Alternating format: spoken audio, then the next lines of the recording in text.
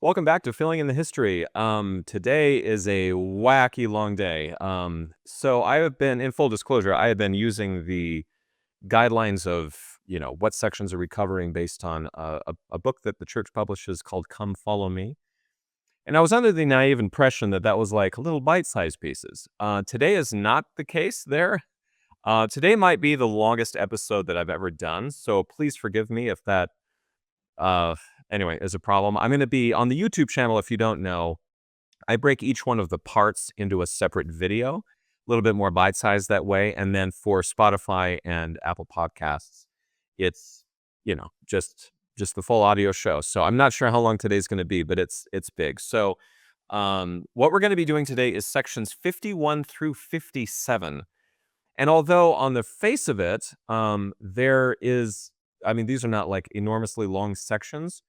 The history surrounding a lot of these is really big. And since we're filling in history, and that's the name of the game here, um, it's going to be a long one. So what we've got today for you is a couple of things that are not in the Doctrine and Covenants. We do have 51 through 57, but we also have an unpublished revelation that was never printed anywhere. We have minutes of a general conference meeting, some notes on some ordinations that come just right after that in what's called Minute Book 2. And then we are going to do a little bit about W.W. Phelps, who joins the picture here and gets his own revelation. And W.W. Phelps or William W. Phelps, I should say, is a colossal figure in Latter-day Saint history. And also, to this day, there's a lot of things that W.W. Phelps has done that we still do today. Pretty crazy. So a very influential person. So I'm going to light right into this. I'm probably going to go kind of fast through this thing, so please forgive me, but this is going to be a long one. So right now, just so that you know, too, we are in May of 1831. We're going to go through June of 1831, and in those 2 months, these many revelations and all the rest of this stuff happens. So we're actually going to start with an unpublished revelation, and this is to Ezra Thayer and Joseph Smith Sr. It was never published anywhere. The Joseph Smith Papers copy that we get, there's two copies that we get. We get Revelation Book 1 and another copy in Revelation Book 2.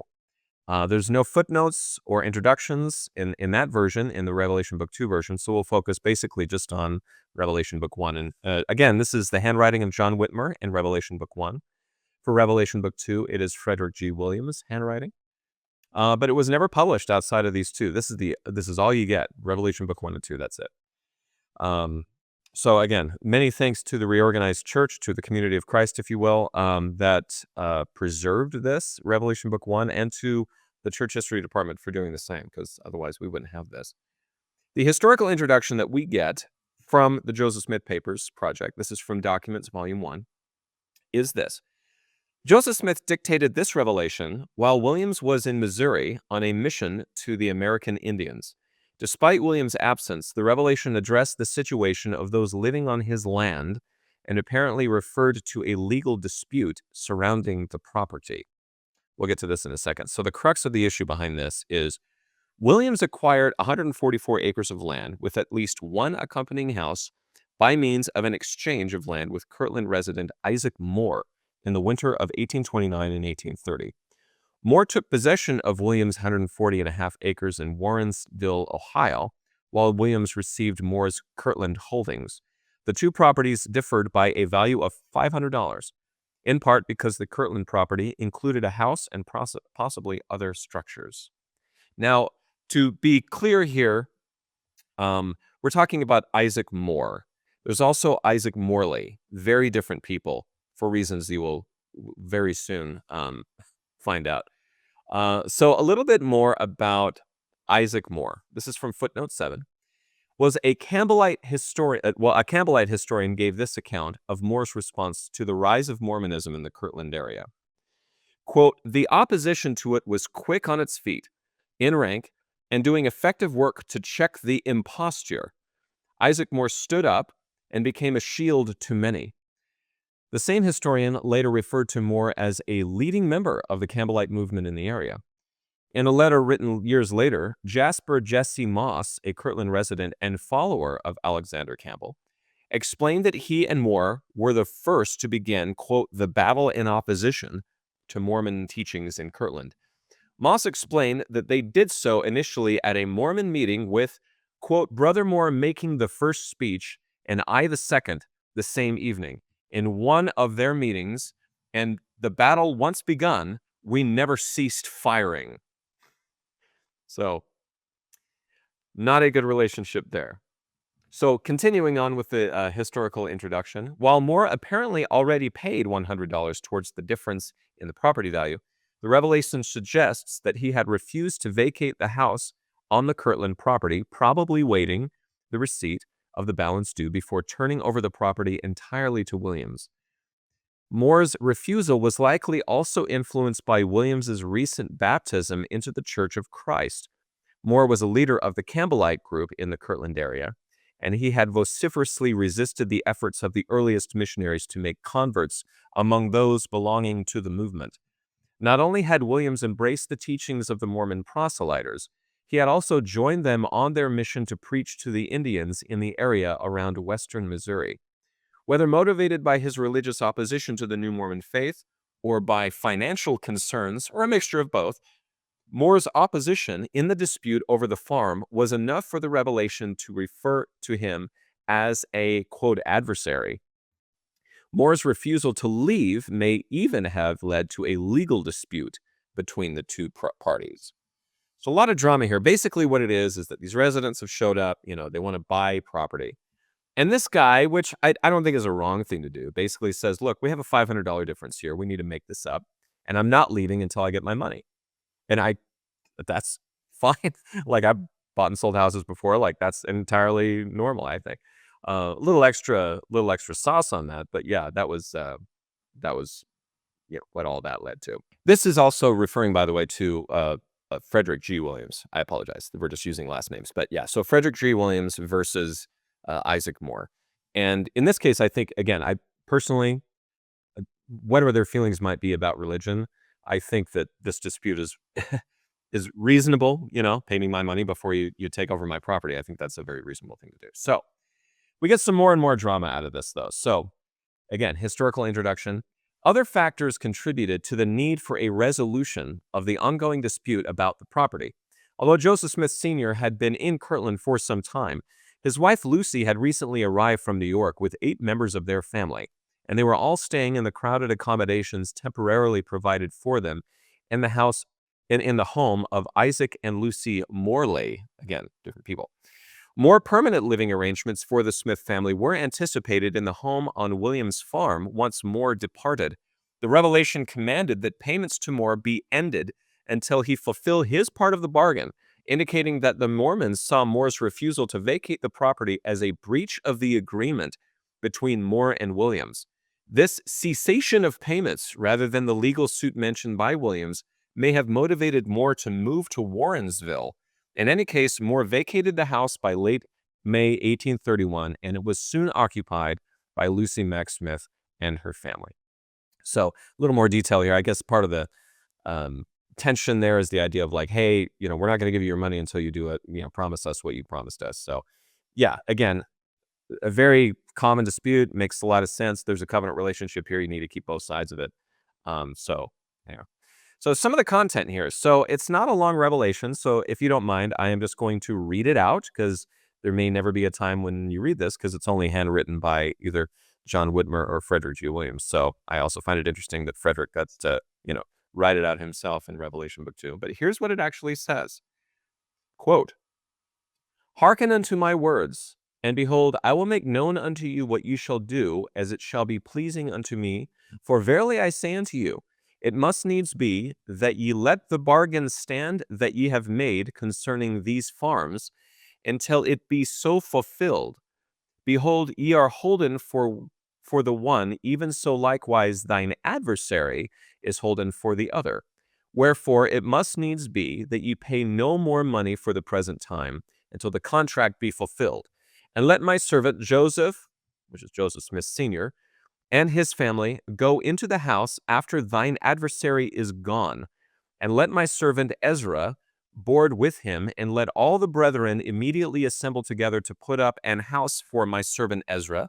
And let my servants Frederick G. Williams' family remain, and let the house be repaired, and their wants be supplied. And when my servant Frederick returns from the west, Behold, he taketh his family to the west. Let that which belongeth to my servant Frederick be secured unto him by deed or bond, and thus he willeth that the brethren reap the good thereof. Let my servant Joseph, again, Smith Sr., govern the things of the farm and provide for the families, and let him have help in as much as he standeth in need. Let my servant Ezra humbleth himself, and at the conference meeting he shall be ordained unto power from on high. And he shall go from thence, if he be obedient unto my commandments, and proclaim my gospel unto the western regions with my servants, that must go forth even unto the borders of the Lamanites. For behold, I have great work, a great work for them to do, and it shall be given unto you to know what ye shall do at the conference meeting. Even so, amen. What shall the brethren do with their money? You shall go forth and seek diligently among the brethren, and obtain lands, and save the money, that it may be consecrated to purchase lands in the west for an everlasting inheritance. Even so, amen. All right.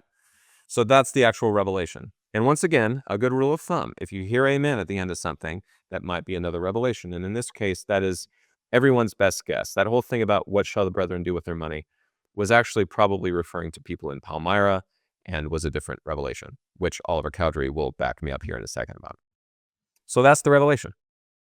There you go. Now you know who the adversary is. Apparently this Isaac Moore guy. Which, by the way, I work in corporate America, and being adversarial is not necessarily like some evil thing either. It's just the nature of maybe the relationship between the two. So again, I'm not going to cast evil upon Isaac Moore. I think he was probably doing what he thought it was right. Anyway, so footnote 4 we get from this section, from this. It's not a section that was never published, but from this portion of text. When copying this revelation into Revelation Book 2, Williams wrote prepared instead of repaired, apparently indicating that a house needed to be built, not just renovated. It is not known which text is in error. Renovated houses, and there's a big difference between prepared and repaired. So I added that note for very, very personal and emotional reasons. Because, wow, renovating is awful. But anyway, footnote 6 is long, very long. Probably one of the longest I've ever seen. So I'm going to summarize this here. Frederick G. Williams had an outstanding debt on the Kirtland farm that he owned. So we get this, quote, Brother Frederick G. Williams exchanged a farm he owned in Warrensville for Moore's farm in Kirtland. Hence, why did Moore move to Warrensville? That's why. On which the Smith family had moved, agreeing to pay $400 for the difference at the stated time. Just before the time expired for the payment of his money, Brother Joseph Coe, who was asked to raise it, said he could not, for his wife held the money, and she did not belong to the church. I, being present, told Brother Joseph that I could raise the money, he said. If I would, I should be blessed. This was on Saturday. I told him I would have to raise the money. So, the wife didn't trust people with her money, and she wasn't a member of the church. So, lots of drama going on behind the scenes here. So, what happened here is that he owned about 560 acres in the Illyria. It's a great name for a town. Joseph Smith advised him to sell his property to a government agent because apparently the government had sold more land at this time than they owned. I'm telling you, drama everywhere. Whoopsie daisy. Some government agent sold more land than he had a right to sell. So they were kind of paying people back for it because they made a boo-boo. Anyway, moving on. So here we go. From, I believe this is Frederick G. Williams. Says, Sunday morning, I hitched up my carriage and drove to Cleveland, 28 miles away. The next morning, I went and saw Case, who's the government agent, and told him my business. He said that he could offer only $1.25 an acre. I told him that under my circumstances, I would have to let him have it. I then made him out a deed amounting to $700. I went to the bank and had to wait until the money was cut and signed, this being the first money that had been issued from the Cleveland Bank. I then returned home and paid $400 over to Joseph, which saved the farm.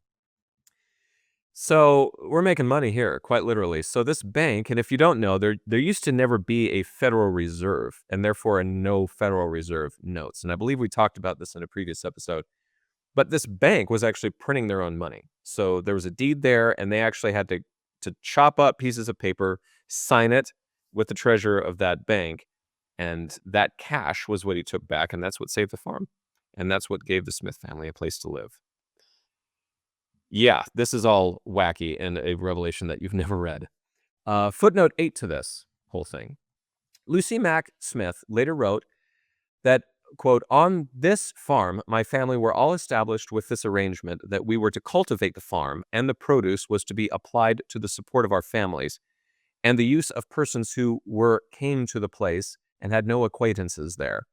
Her account gives no indication of the troubles apparently surrounding the appropriation and administration of the farm. That is an understatement. Footnote 11. This question and the following paragraph appear not to be related to what preceded, although they may have been dictated by this at the same time as the preceding material. It is also possible that the question may not have been a part of the original dictation, but rather added later by a scribe in an attempt to clarify the impetus for the lines that follow. Oliver Cowdery later, probably in 1833, crossed out the question and added a notation that this part of the revelation was to the Palmyra church. This is what we're referring to. That bottom part was actually a separate revelation, if you will, to the Palmyra church people. Now, I think it's reasonable to say maybe it was spoken at the same time. But I will say that, bonus, you get two. There's actually two revelations that you may have never heard of that are here. So what's the aftermath of this? So we have this farm. It's in dispute. Frederick G. Williams hitches up his carriage. He goes to this government agent, loses some money on it, but he gets about $700. Okay. Pays it off. Lucy Mack gets to have a home. Everybody's kind of crowded, and so it's helpful. So what's the aftermath of all of this? What happened later? Even more drama happens later. So difficulties concerning the farm and its management apparently continued after this revelation. A subsequent revelation dated 15 June 1831 suggests that Ezra Thayer may have been the one who paid the $100 towards satisfying a portion of the debt on the property. Thayer may have attempted to obtain some sort of title to a portion of the farm, as the 15 June revelation declared that, quote, "there shall no divisions be made upon the land," unquote, and that Thayer could neither go on his mission to Missouri or, quote, "otherwise he shall receive the money which he has paid, and shall leave the place, and shall be cut off out of my church," unquote. A few months later, on 10 October 1831, a church conference reproved both Thayer and Joseph Smith Sr. for the, quote, "unwise course they have taken." The conference further directed that Brother Frederick G. Williams' family be provided with a comfortable dwelling by this church, indicating that perhaps the reproof of Smith and Thayer was partly for their subsequent failure to build a house and see that the, quote, "wants to be supplied" for Williams' family, as directed in this revelation. The minutes of the October conference refer to the directions given in this revelation as a commandment of the Lord. And so if you don't know, we're going to get to this in a moment. There's a whole revelation where Ezra Thayer was supposed to go on a mission, I believe, with Thomas B. Marsh, and it was revoked. Well, this was why. This was the whole reason why. They didn't build the house like they should have. I guess the money wasn't paid for the way it should have done. And there was just there's just so much drama behind this farm. Lots of problems, lots of things to come out. And apparently this revelation sort of set everything in motion. So, kind of going back to this extra revelation, there's a little bit more here from the historical introduction to this unpublished revelation, and then we'll be done. The final paragraph of this document, separated from the first section by, quote, "Amen," was likely another revelation received the same day, perhaps even at the same time. It begins with the question, quote, "what shall the brethren do with their money?" unquote, and was apparently not referring to Joseph Smith Sr. or Ezra Thayer. Oliver Cowdery later added a notation to this paragraph indicating that it was, quote, "to the Palmyra church." The group of members from Palmyra had only recently arrived in Kirtland, and this section of the text directs them to obtain lands and save some of the money to be consecrated to purchase land for their everlasting inheritance in the West. So there you go. An entire revelation, never published, with loads of drama. And there's the government agent, and there's Isaac Moore, not to be confused with Morley, who doesn't want to leave, and he breaks his covenant, and blah, blah, blah. There's just a ton of stuff going on. So That being said, we're going to move right along for the sake of time, but lots of drama, fun stuff. Section 51. So now we're getting into a revelation that you maybe have seen. So as a paper's introduction to Section 51, the first version that we get is in Revelation Book 1, handwriting of John Whitmer. It is marked, as you can see here, not printed at the heading. That was written by John Whitmer. Corrections were made in the hand of Joseph Smith to add Edward's last name, which is interesting here. This might be an indication of how they spoke back then. He spells it Patridge, right? Patrage, or Pat Rage, which I hope not. I hope Pat's in a good position here. But Patridge, right? That might have been how they spoke back then, or maybe how Joseph Smith heard it. But I find it fun that in every instance here, as you can see, there's all these last names, and Joseph Smith apparently wanted to make sure that you knew which Edward we were talking about. It's kind of fun. There's some other text that was modified here in Oliver Cowdery's hand. So one of the things that he did is he added, quote, of him who holders if he harden not his heart, unquote. And then just telling you what it says. Another addition here, quote, if my people break not their covenant, unquote. Those are both in the hand of Oliver Cowdery. There's a mark here in an unknown hand, and the footnote to this says, and this is from the facsimile edition, it says, following this bracket, the 1835 Doctrine and Covenants prints approximately 5 lines of text not found in this version of the Revelation. So there's some extra things that were added here. And I'm not going to read those out again for the sake of time, but some significant changes there that probably just occurred right before they were printing it. Anyway, so that's what that mark is. It's not a take mark. We've talked about that before. This is something else. We do get a take mark later on. So hold on to your seats for that take mark. But anyway, we have copies found in Sidney Gilbert's notebook, as well as in Revelation Book 2. So there's a few of these, which is kind of fun because I believe Sidney Gilbert is actually referenced in this. So nice that he would write it down in his own notebook. We, of course, get a copy in the Manuscript History of the Church. We do not get anything in the Book of Commandments. It is not printed. That's why it says not printed. But it is called Section 23 in the Doctrine and Covenants 1835 edition.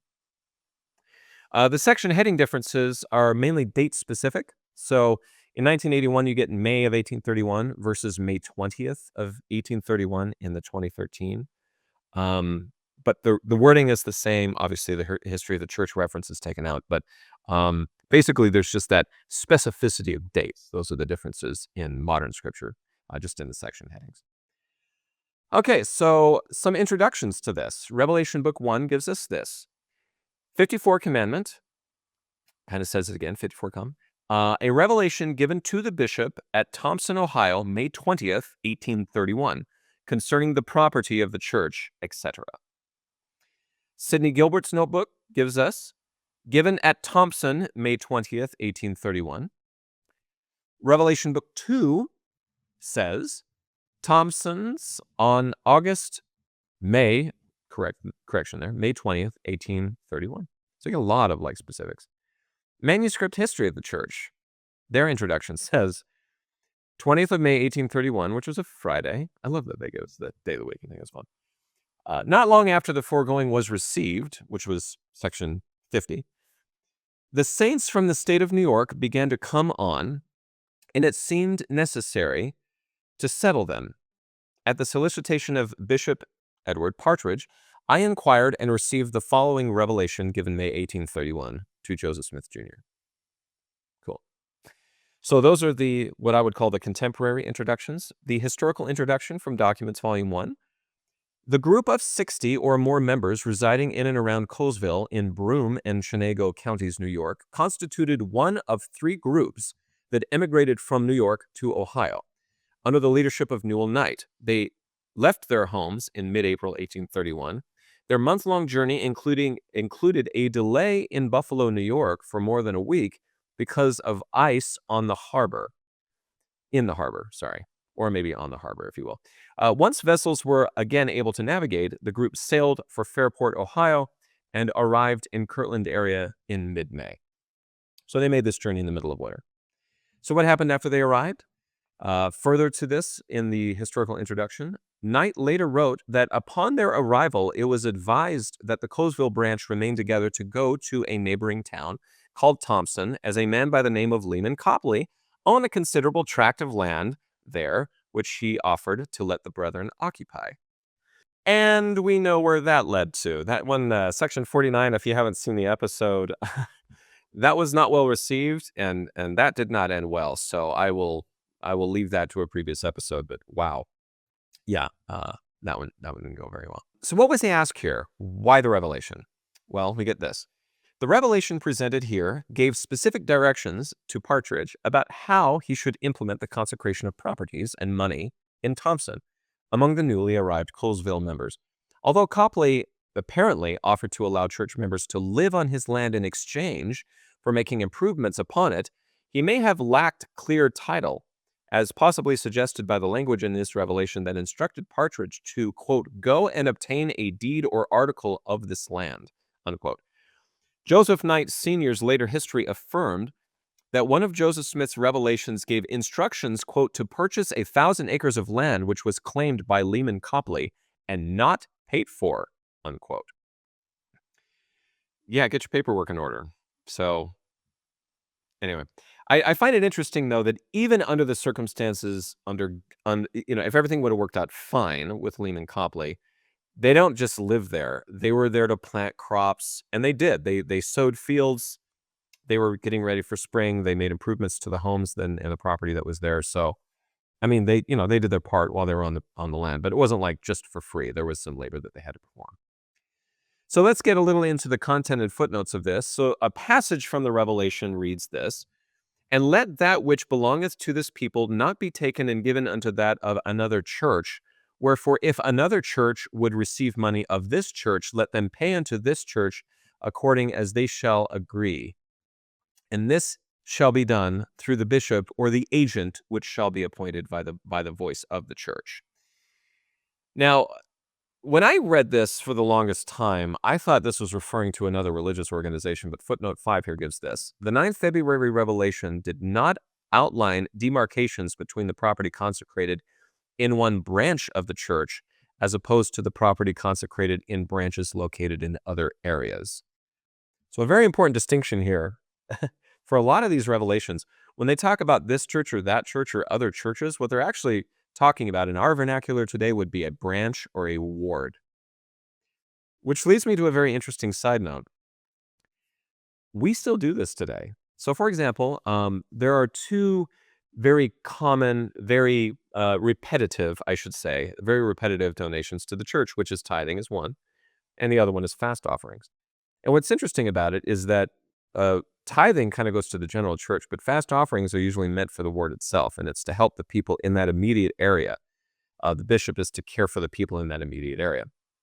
And so, in some cases, if there's a need elsewhere, and maybe not so much, like if my ward has a lot of need and your ward doesn't, and you're next to us or whatever, then what we can do is the bishop and those agents can talk to each other, transfer those funds in order to make it work. But it all has to be very, very carefully guided. So I find it funny that this revelation is still honored to this day, where, there are general funds, there are stake funds, there are ward funds, and we are very careful about that inside of the church. And I say we, but it's mostly bishops. I've personally never been a bishop as of this recording. So, but I do know from my, service in the church that that's what they do. So kind of an interesting footnote there. We also get another passage from the Revelation says, quote, "I grant unto this people a privilege of organizing themselves according to my laws, and I consecrate unto them this land for a little season, until I the Lord shall provide for them otherwise, and command them to go hence, and the hour and the day is not given unto them. Wherefore let them act upon this land as for years, and this shall turn unto them for their good." Footnote 9 to this says, "A revelation in March 1831 informed church members that the gathering to Ohio was temporary, and that, quote, in time, you may be enabled to purchase lands for an inheritance, even the city," unquote. The anticipated city, the New Jerusalem, was to be built, according to a September 1830 revelation, somewhere, quote, among the Lamanites. But in May 1831, the precise location was still unknown. So to me, again, it's kind of sad, but maybe if you're already in a moving mode, it's not so bad. But I mean, here they are. They moved in January. This is May, and they're kind of already told, yeah, like this isn't it. We're going to continue moving on from here. Now, it could have been like we do today, where we still believe in the church that this Zion area, this New Jerusalem, is the center stake, and that everybody else is in stakes. That's why we call them stakes. They're stakes of Zion. We don't serve delicious meat in our steakhouse. It's a steak center. Anyway, so there's a chance that maybe these people would have said, "Hey, you stay here. This will be a stake, and we'll move on and go build Zion or whatever." But they were told quite early that this was not the end. So the aftermath of this revelation is what I call the Copley issue. So from the historical introduction, there was little opportunity to do as this revelation directed, because Copley soon rescinded his agreement to permit the Colesville group to live and work on his land. This occurred after Copley's early May mission to the Shaker settlement at North Union, Ohio, and sometime before 6th of June, 1831. Neither Partridge nor Colesville church members would have another opportunity to implement the principles of consecration expressed in this and other revelations until they arrived in Missouri. And this will be visited in section 57. So we'll discuss this later in the episode. Yes, that is part one. So as you can see, there's a revelation given. They had all these plans. If you're not aware of it, in the last episode that we had, section 49 is a revelation specifically to the Shaker community, because Lehman Copley wanted to go preach to them. Joseph gives them a revelation. Sidney Rigdon reads it out loud. Parley P. Pratt does not like the response that he gets, because they're all like, yeah, we're not on board with this. You guys can leave now. Sidney stays for dinner. Parley kind of creates a scene, bit of a contentious thing. He leaves, and Lehman Copley sort of chastised for this by his former friends, and decides to leave the church and go back to the Shakers, and kicks everybody off of his property. So that is a very short version of a very tragic story there, and maybe a reasonable one at the same time. So anyway, that's part one. In part two, we're going to be going over a general conference minutes that we get, as well as Doctrine and Covenants, section 52. So hang in there. This is going to be a big one today. Hopefully that was a lot of fun. We'll see you in a moment for part two.